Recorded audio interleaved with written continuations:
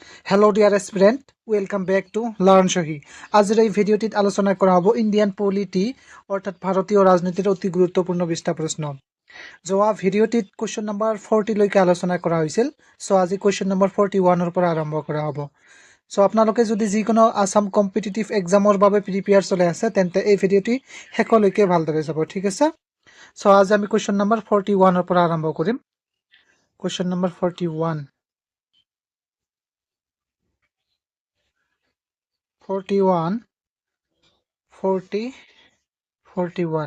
ইয়াত চাব পাৰিছে আপোনালোকে কোৱেশ্চন নম্বৰ 41 টো।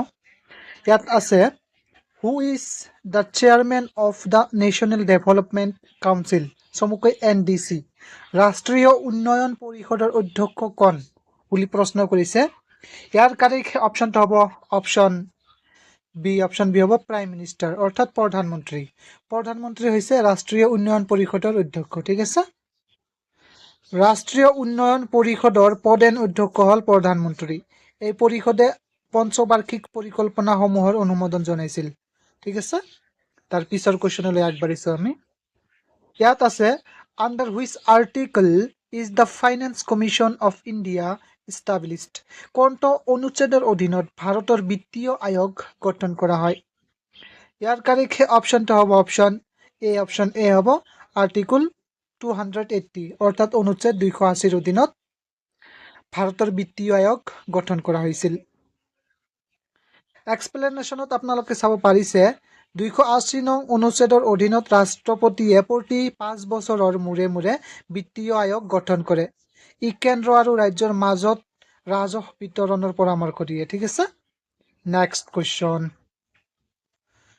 হু was the first speaker of the Lok Sabha, লোকসভাৰ প্ৰথম অধ্যক্ষ কোন আছিল। অপশ্যন এ আছে GV মাভালঙ্কৰ, বি আছে MA আয়েংগাৰ, চি আছে সোমনাথ চেটাৰ্জী এণ্ড ডি আছে Meira Kumar. The right option will be option A GV Mavalankar. GV Mavalankar আছিল লোকসভাৰ প্ৰথম গৰাকী অধ্যক্ষ, ঠিক আছে?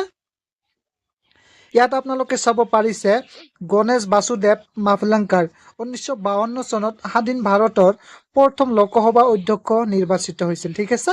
মনত ৰাখিব।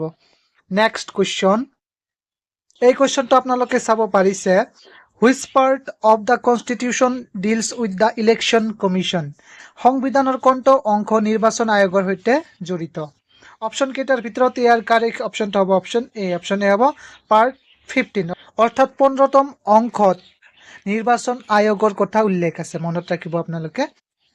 15তম অংশৰ 324 পৰা 329 নং অনুচ্ছেদত নিৰ্বাচন আয়োগ আৰু নিৰ্বাচনৰ বিষয়ে উল্লেখ আছে, ঠিক আছে?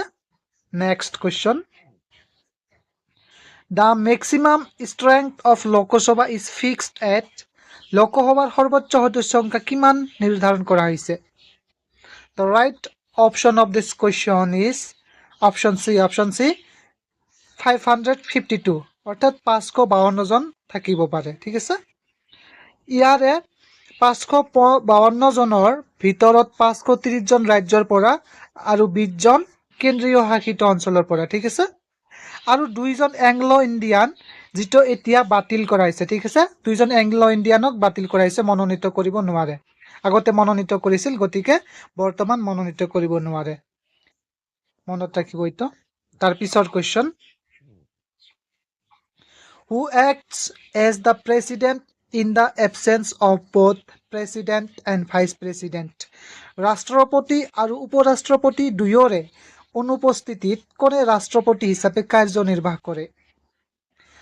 ইয়াৰ কাৰেক্ট অপশ্যনটো হ'ব অপশ্যন চি হ'ব চিফ জাষ্টিচ অফ ইণ্ডিয়া অৰ্থাৎ ভাৰতৰ মুখ্য ন্যায়াধীশ, ঠিক আছে? যদি ৰাষ্ট্ৰপতি আৰু উপৰাষ্ট্ৰপতিৰ পদ খালী থাকে তেন্তে উচ্চতম ন্যায়ালয়ৰ মুখ্য ন্যায়াধীশে অস্থায়ীভাৱে ৰাষ্ট্ৰপতিৰ দায়িত্ব পালন কৰে, ঠিক আছে? ভালদৰে মনত ৰাখিব কুৱেশ্যনখিনি। তাৰ পিছৰ question, which article is related to the equality before ল, কোনটো অনুচ্ছেদে আইনৰ আগত সমতাৰ সৈতে জড়িত। ইয়াৰ কাৰেক্ট অপশ্যনটো হ'ব অপশ্যন এ হ'ব আৰ্টিকল 14 অৰ্থাৎ অনুচ্ছেদ 14ত আছে ৰাইট টু ইকুৱেলিটি অৰ্থাৎ আইনৰ আগত সমতা, ঠিক আছে? ইয়াত চাব পাৰিছে 14 নং অনুচ্ছেদে ভাৰতৰ ভূখণ্ডৰ ভিতৰত যিকোনো ব্যক্তিক আইনৰ দৃষ্টিত সমান বুলি গণ্য কৰে। Okay, next question. The word secular was added to the preamble in. ধৰ্মনিৰপেক্ষ শব্দটো প্ৰস্তাৱনাত কেতিয়া যোগ কৰা হৈছিল? ইয়াৰ কাৰেক্ট অপশ্যনটো হ'ব অপশ্যন বি হ'ব 1976, অৰ্থাৎ 1976 চনত প্ৰস্তাৱনাত ধৰ্মনিৰপেক্ষ শব্দটো যোগ কৰা হৈছিল। এক্সপ্লেনেশ্যনত চাব পাৰিছে আপোনালোকে 1976 চনৰ 42তম সংশোধনীৰ জৰিয়তে প্ৰস্তাৱনাত সমাজবাদী, ধৰ্মনিৰপেক্ষ আৰু অখণ্ডতা শব্দকেইটা যোগ কৰা হৈছিল। ভেৰি ইম্পৰ্টেণ্ট পইণ্ট হয়, ভালদৰে মনত ৰাখিব। ওকে, কুৱেশ্যনটো আছিল ধৰ্মনিৰপেক্ষ শব্দটো প্ৰস্তাৱনাত কেতিয়া যোগ কৰা হৈছিল? 1976, আৰু কিমানতম সংশোধনীৰ দ্বাৰা যোগ কৰা হৈছিল? এইটো হ'ব 42তম সংশোধনীৰ জৰিয়তে। ঠিক আছে, next question. Who appoints the state election commissioner. ৰাজ্যিক নিৰ্বাচন আয়ুক্তক কোনে নিযুক্তি দিয়ে? অপশ্যন এ আছে প্ৰেচিডেণ্ট, বি আছে গভৰ্ণৰ, চি আছে চিফ মিনিষ্টাৰ, এণ্ড ডি আছে chief justice of high court. The right option of this question is option B হ'ব গভৰ্ণৰ, অৰ্থাৎ ৰাজ্যপাল। ঠিক আছে, ৰাজ্যপালে ষ্টেট ইলেকশ্যন কমিশনাৰক নিযুক্তি দিয়ে। ঠিক আছে,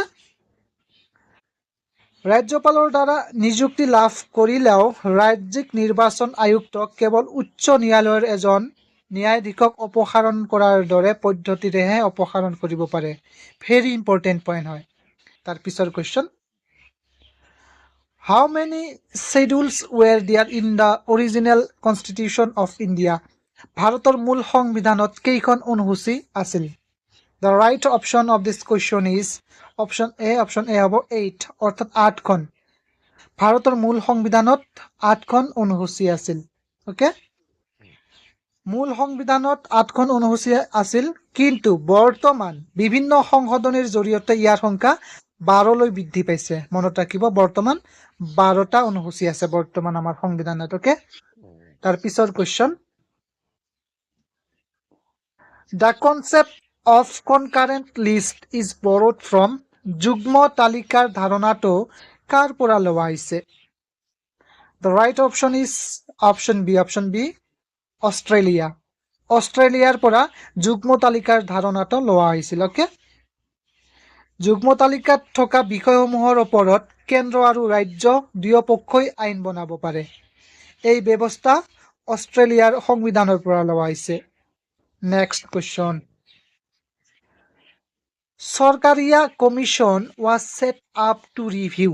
চৰকাৰীয়া আয়োগ কিহৰ পৰ্যালোচনাৰ বাবে গঠন কৰা হৈছিল? ইয়াৰ কাৰেক্ট অপশ্যনটো হ'ব অপশ্যন এ হ'ব চেণ্টাৰ ষ্টেট ৰিলেশ্যনছ, অৰ্থাৎ কেন্দ্ৰ আৰু ৰাজ্যৰ সম্পৰ্ক পৰ্যালোচনাৰ বাবে চৰকাৰীয়া আয়োগ গঠন কৰা হৈছিল। ওকে, 1983 চনত কেন্দ্ৰ আৰু ৰাজ্যৰ মাজৰ শক্তিৰ ভাৰসাম্য পৰীক্ষা কৰিবলৈ এই আয়োগ গঠন কৰা হৈছিল। Next question. Which state has a separate constitution. পূৰ্বে কোনখন ৰাজ্যৰ নিজা সংবিধান আছিল? ইয়াৰ কাৰেক্ট অপশ্যনটো আপোনালোকে নিশ্চয় সকলোৱে জানে। ইয়াৰ কাৰেক্ট অপশ্যনটো হয় option C, Jammu and Kashmir. Jammu আৰু কাশ্মীৰৰ আছিল নিজা সংবিধান, কিন্তু বৰ্তমান নাই দে। ইয়াত আপোনালোকে এক্সপ্লেনেশ্যনটো চালে বুজি পাব। 2019 চনত 370 নং অনুচ্ছেদ বাতিল নকৰালৈকে জম্মু আৰু কাশ্মীৰৰ নিজা সংবিধান আছিল। এতিয়া ই এক কেন্দ্ৰীয় শাসিত অঞ্চল হৈ পৰিছে। ঠিক আছে, তাৰ পিছৰ question. Who can remove the governor from office. ৰাজ্যপালক কোনে পদৰ পৰা আঁতৰাব পাৰে? ভেৰি ইম্পৰ্টেণ্ট কুৱেশ্যন হয়। এজন ৰাজ্যপালক কোনে আঁতৰাব পাৰে? ইয়াৰ কাৰেক্ট অপশ্যনটো হ'ব অপশ্যন চি হ'ব প্ৰেচিডেণ্ট, অৰ্থাৎ ৰাষ্ট্ৰপতিয়ে ৰাজ্যপালক আঁতৰাব পাৰে। ৰাজ্যপালে ৰাষ্ট্ৰপতিৰ সন্তুষ্টি সাপেক্ষেহে কাৰ্যকালত থাকে, গতিকে ৰাষ্ট্ৰপতিয়ে তেওঁক যিকোনো সময়তে আঁতৰাব পাৰে। মনত ৰাখিব, বহুত ইম্পৰ্টেণ্ট হয়। তাৰ পিছৰ question. Which fundamental right was described by doctor Ambedkar as the most important. Doctor আম্বেদকাৰে কোনটো মৌলিক অধিকাৰক আটাইতকৈ গুৰুত্বপূৰ্ণ বুলি অভিহিত কৰিছিল? Option A has a right to equality, B has a right to constitutional remedies, and C has a right against exploitations, and D has a freedom of religion. The right option of this question is option B. Option B, right to constitutional remedies, অর্থাৎ সাংবিধানিক প্রতিকারের অধিকার। ঠিক আছে, 32 নং অনুচ্ছেদৰ সাংবিধানিক প্ৰতিকাৰৰ অধিকাৰক তেওঁ সংবিধানৰ হৃদয় আৰু আত্মা বুলিও অভিহিত কৰিছিল। ঠিক আছে, মনত ৰাখিব, এইটো ইম্পৰ্টেণ্ট কুৱেশ্যন হয়, বাৰে বাৰে ৰিপিটেড হোৱা দেখা যায় এই কুৱেশ্যনটো, যে 32 নং অনুচ্ছেদৰ সাংবিধানিক প্ৰতিকাৰৰ অধিকাৰক ডক্টৰ বি আৰ আম্বেদকাৰে কি বুলি কৈছিল? হৃদয় আৰু আত্মা বুলি কৈছিল। কিহৰ? সংবিধানৰ হৃদয় আৰু আত্মা বুলি কৈছিল। Okay, next question, what is the tenure of a member of Rajya Sabha? ৰাজ্যসভাৰ এজন সদস্যৰ কাৰ্যকাল কিমান? অপশ্যন কেইটাৰ ভিতৰত ইয়াৰ কাৰেক্ট অপশ্যনটো হ'ব অপশ্যন চি। অপশ্যন চি হ'ব 6 ইয়াৰ্ছ, অৰ্থাৎ 6 বছৰ। যদিও ৰাজ্যসভা এখন স্থায়ী সদন, ইয়াৰ প্ৰতিজন সদস্যৰ কাৰ্যকাল 6 বছৰ আৰু প্ৰতি 2 বছৰৰ মূৰে মূৰে 3/1 অংশ সদস্যই অৱসৰ লয়।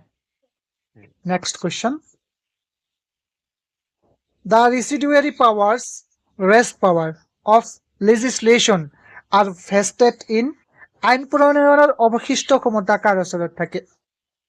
Correct option is option B. Option B আছে পাৰ্লিয়ামেণ্ট, অৰ্থাৎ সংসদ। যিবোৰ বিষয় কেন্দ্ৰীয়, ৰাজ্যিক বা যুগ্ম তালিকাত অন্তৰ্ভুক্ত নহয়, সেইবোৰৰ ওপৰত আইন সৃষ্টি কৰাৰ ক্ষমতা কেৱল কেন্দ্ৰীয় সংসদৰ থাকে। ঠিক আছে, next question, minimum age required to become a member of Lok Sabha, লোকসভাৰ সদস্য হ'বলৈ ন্যূনতম বয়স কিমান হ'ব লাগে? অপশ্যন এ আছে 18, বি আছে 21, চি আছে 25, এণ্ড ডি আছে 30। এই কুৱেশ্যনটোৰ এনচাৰ আপোনালোকে জাষ্ট কমেণ্ট বক্সত কমেণ্ট কৰি জনাব। ঠিক আছে, বহুত ইজি হয়, আপোনালোকে কমেণ্ট বক্সত কমেণ্ট কৰি জনাব। তাৰপিছৰ কুৱেশ্যন,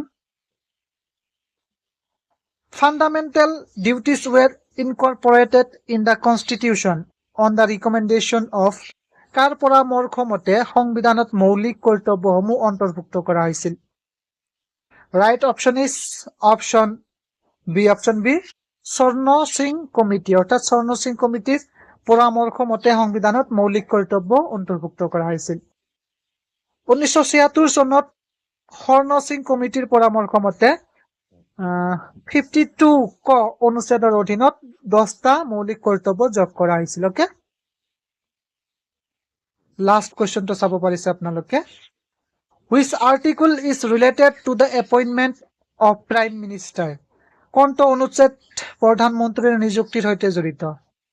ইয়াৰ কাৰেক্ট অপশ্যনটো হ'ব অপশ্যন বি। অপশ্যন বি হ'ব আৰ্টিকল 75, অৰ্থাৎ অনুচ্ছেদ 75ৰ অধীনত প্ৰধানমন্ত্ৰীক নিযুক্তি দিয়া হয়। 75 নং অনুচ্ছেদ অনুসৰি ৰাষ্ট্ৰপতিয়ে প্ৰধানমন্ত্ৰীক নিযুক্তি দিয়ে আৰু প্ৰধানমন্ত্ৰীৰ পৰামৰ্শ মতে আইন মন্ত্ৰীসকলক নিযুক্তি দিয়ে। ঠিক আছে, চ' এইখিনি কুৱেশ্যন আপোনালোকে ভালদৰে মনত ৰাখিব, বহুত ইম্পৰ্টেণ্ট হয়। ঠিক আছে, চ' থেংক ইউ ফৰ ৱাচিং দিছ ভিডিঅ', কিপ ৱাচিং, কিপ লাৰ্নিং।